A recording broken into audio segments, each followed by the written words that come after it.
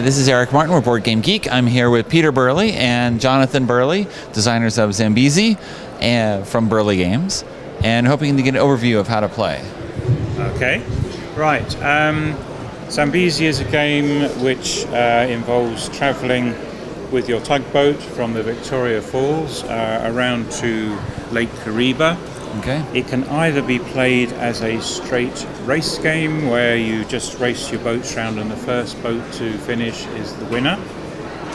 But it's far better to play it as an expedition game where you collect treasures on the way around, gold, silver and diamonds, and you make documentaries about the various animals that appear on the cards. And there is a point system which takes into account where your boat finished in the finishing order, how many treasures you got. There's 5 points for diamonds, 3 for gold and 2 for silver, and who has the best documentaries, which I'll describe later on.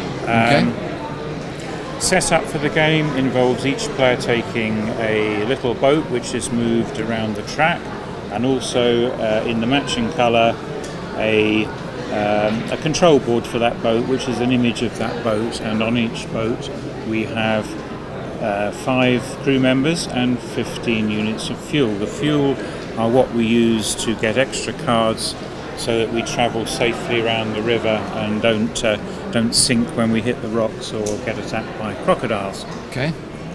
So that's the setup. The setup with people take their boat and their control board, and also the treasures are placed around the edge of the board. They can either be diamonds or gold, or there's extra fuel which people may need on the way if they run out of fuel, which quite often happens, and then they have a bit of a problem when they encounter the crocodiles. Okay.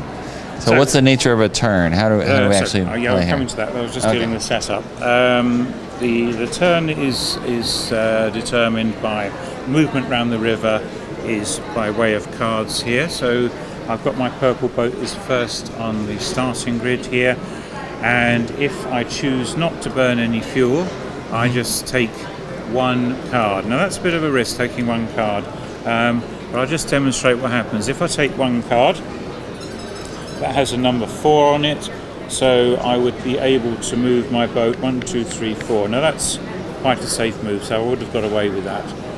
However, on my first move I might well have chosen to burn 1 fuel, and if you burn 1 fuel you get 1 extra card. You get 1 card for the flow of the river and 1 card for every fuel that you burn. So if I burn 1 fuel, I would get 4 and 7. Now when you get your cards, you don't add them together.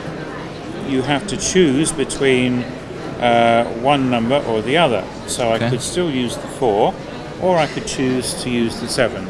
The 7 isn't very good, because if I go 1, 2, 3, 4, 5, 6, 7, I land on rocks. Now rocks are very bad. If you hit a rock, then you lose one of your crew members overboard. And you have 5 crew members. If you lose all of them, you are out of the race. So you don't want to do that. So in this instance, if I'd burnt 1 fuel, I would then use the 4, go to here. Now the important thing is that the card I don't use is left face up in front of me, and other players, when they take their turns, can take the 7 instead of a blind draw from the centre. So it's good in a way to not hit the rock, but it's bad in a way because I've left a 7 up, which might be very useful for someone else. Okay. Let's suppose again, we'll wind it back once more. Let's pretend those cards are still on there. Let's suppose I burnt 2 fuel. Now 2 fuel is the maximum you can burn on a particular turn. I would then take 3 cards, and I've got 3 here, and now we have a special situation. We know from before that the 7 isn't very good, but I have 2 4s. Now normally you have to choose 1 card out of the cards that you've drawn, but if 2 or more cards show the same number, then you have the option of using 1, 2, or however many cards there are of that number. So in this instance, I can move 4 and then another 4. And that's a safe move because I haven't hit any rocks. Okay. I haven't landed amongst crocodiles, which I'll tell you about in a minute. I will still have left the 7 up for other people to move with. Right, I'm not going to be moving the other boats because I'm just demonstrating at the moment. Right. You can imagine the other boats are moving around and trying to catch up with me or going ahead of me. But I'm just going to show movement with the purple boat to keep things simple at this, this overview stage. So it's come round to my turn again. I'd put the 7 in if no one had claimed it, but somebody would have claimed it. This turn here, I've seen that there's some gold on that landing stage here. If you land on a space containing a landing stage, you can take one of the treasures from the landing stage. Okay. So I've worked out, okay, it's 7 to there.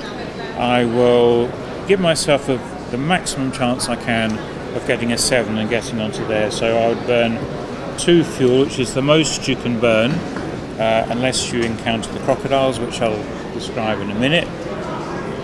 So I've burnt 2 fuel, so I get 1 for the flow of the river, plus 2 more. The first 2 are 5s, which are quite nice. I've got 7, so that's quite useful. So that will take me 1, 2, 3, 4, 5, 6, 7, and I'll be able to take that treasure and put it on my boat. Another option would be take the 2 5s, 1, 2, 3, 4, 5, 1, 2, 3, 4, 5. That would mean I would get past that nasty bunch of crocodiles that are waiting on the bend there,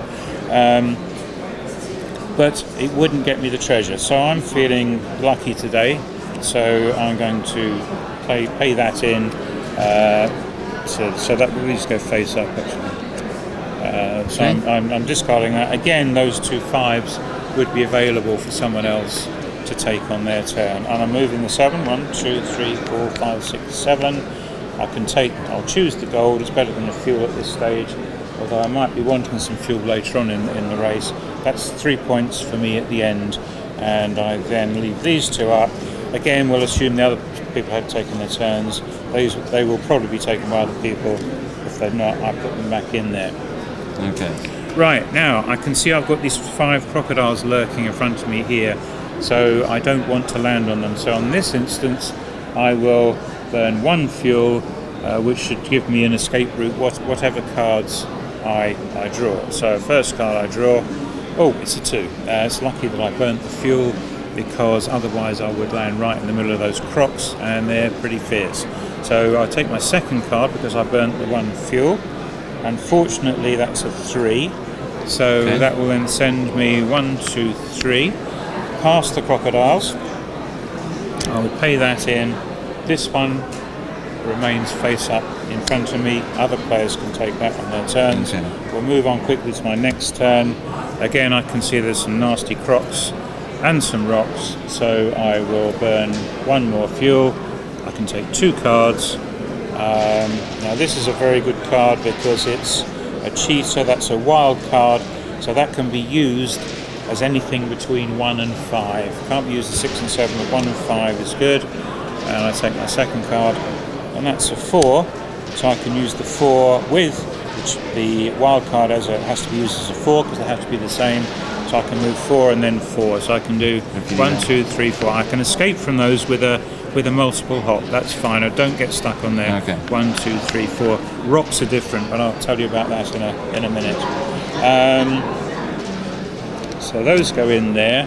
Right. So I'm sailing quite nicely now. There's a diamond up there, but I'm feeling that my fuel is getting a bit low, and I'm getting a bit complacent. I'm thinking, yeah, I can miss all these rocks and crocs. So I just take 1 card, and it's a 4, which is a bit of a shame because I've now landed on these crocs here.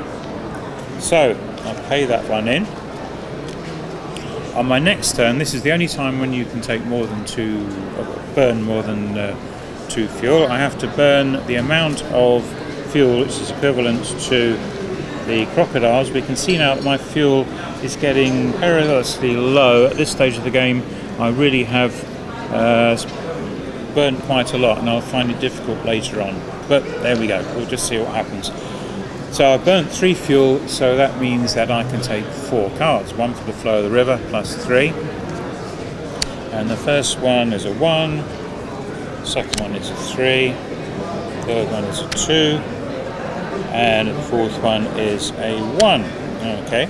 Now we can see here that if I use the 3, it's the best card to use, because I can then move 3 spaces and I can claim this diamond, which is worth 5 points.